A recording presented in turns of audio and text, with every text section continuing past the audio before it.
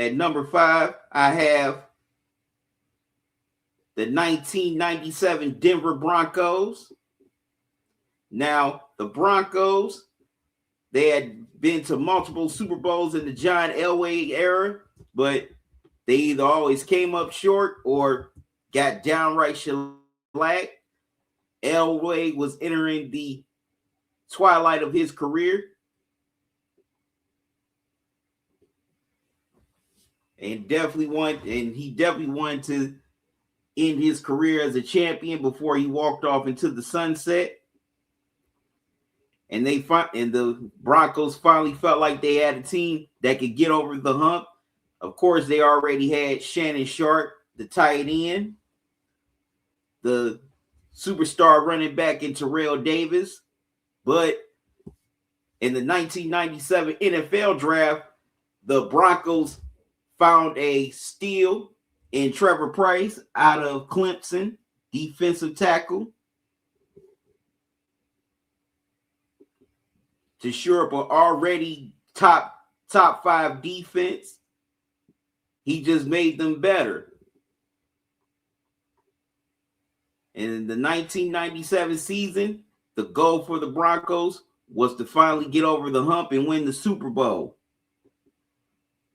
And in the regular season, they got off to a very dominant start as they went 6-0 going into the bye week. Now, the second half of the season, they had their struggles. They lost some couple of major divisional games to the Raiders and the Chiefs.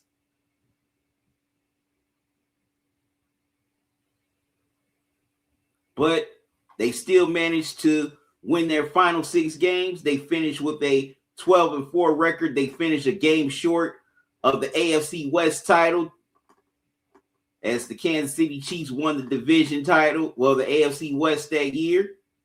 They had Pro Bowlers in Shannon Sharpe, as well as Terrell Davis and Elway. Also, center Tom Nalen.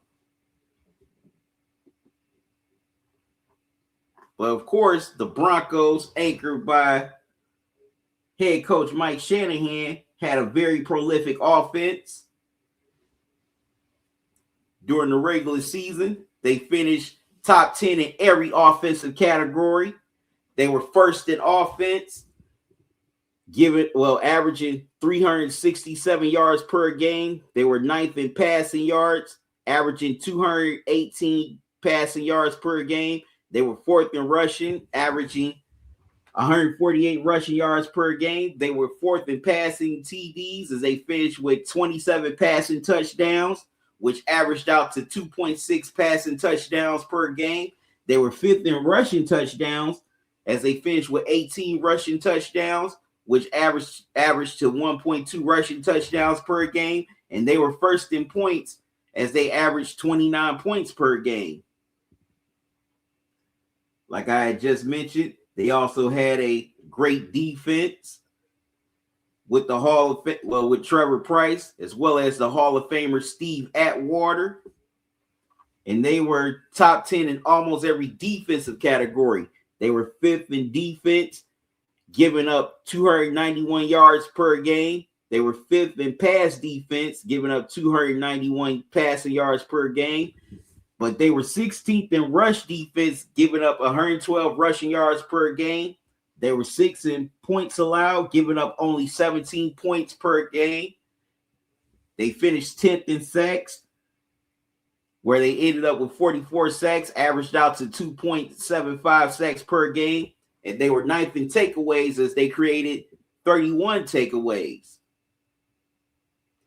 So this Broncos team was definitely stacked on both sides of the ball. Now they went into the postseason, ready to finally silence the doubters and get over that hump. And it started in the wild card round. In the wild card round, they dominated the Jacksonville Jaguars 42-17.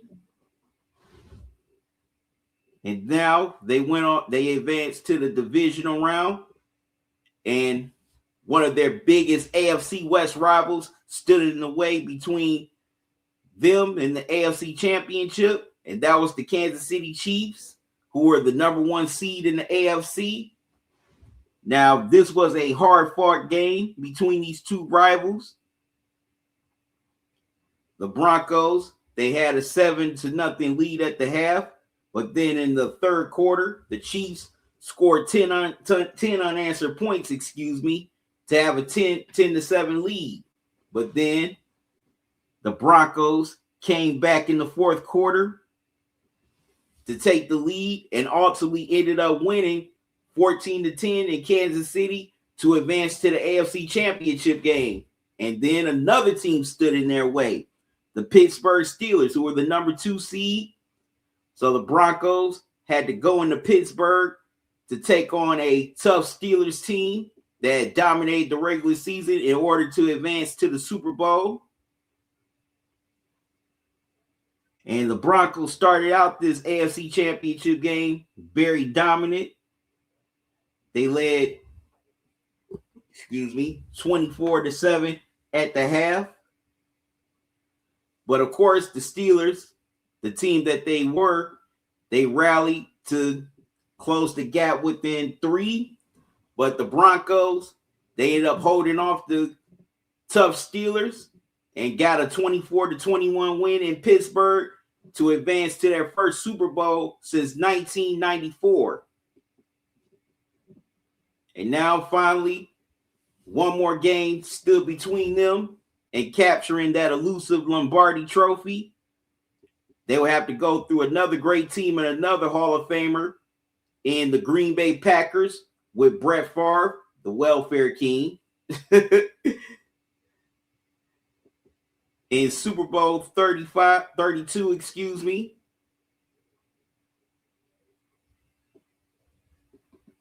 as the Packers were looking to repeat as Super Bowl champs.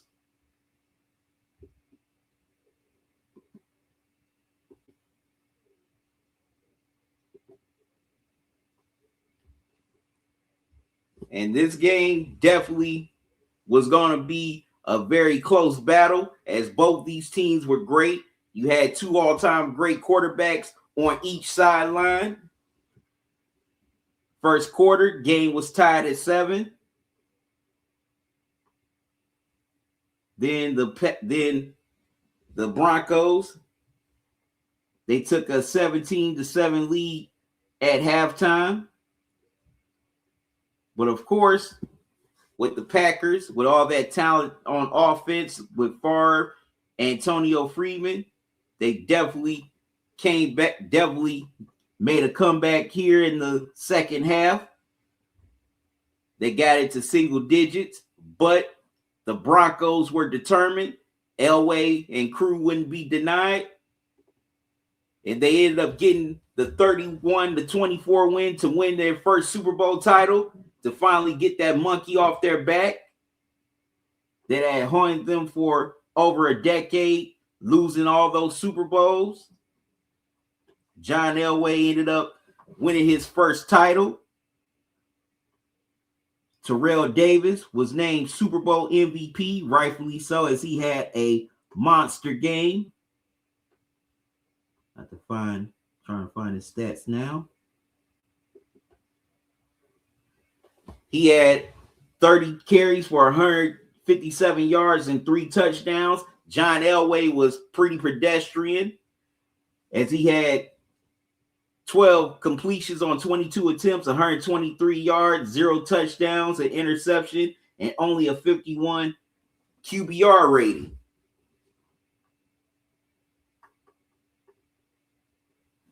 And also, there was some records set in this Super Bowl. Most rushing touchdowns in the Super Bowl, which was by Terrell Davis. Also, most points scored in a game, which was by Terrell Davis also, as he had 18. Also, most interceptions thrown by a quarterback in his whole Super Bowl career, which was Elway. He had 7 picks. Also, the Broncos tied a rushing touchdown record in the Super Bowl with 4. has also John Elway, rushed for a touchdown himself.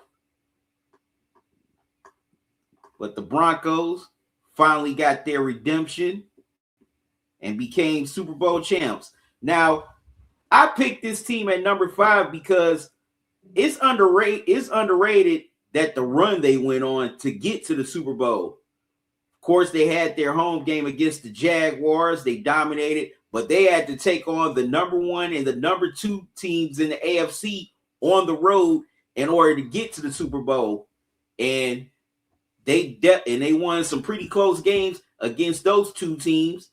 In fact, against the Chiefs in the divisional round, the Broncos had to come back from a deficit to win.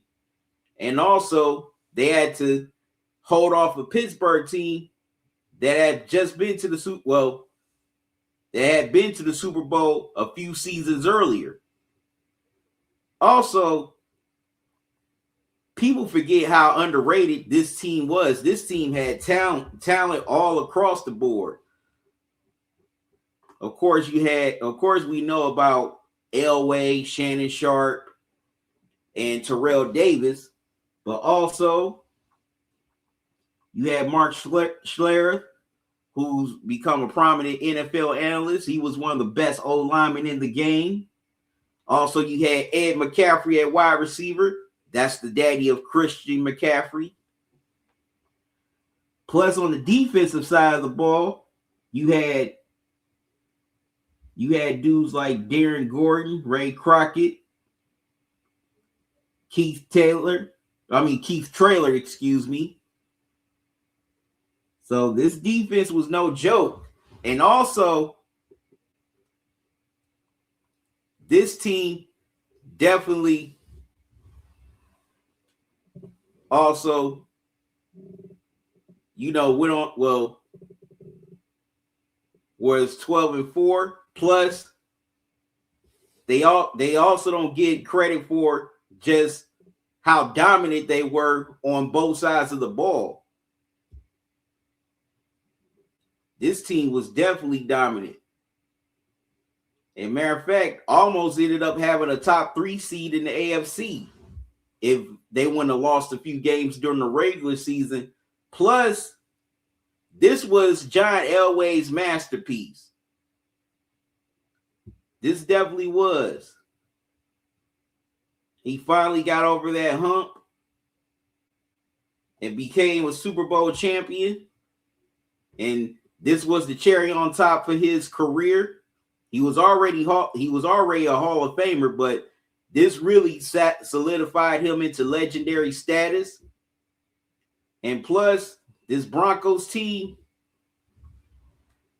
definitely should have got more appreciation as far as Super Bowl champions than it has. Now, a lot of people definitely elevate that 98 team, and that 98 team was very prolific and dominant. Matter of fact, last year I had them in my top 10 of GOAT Super Bowl champions. But this team was the team that started it all.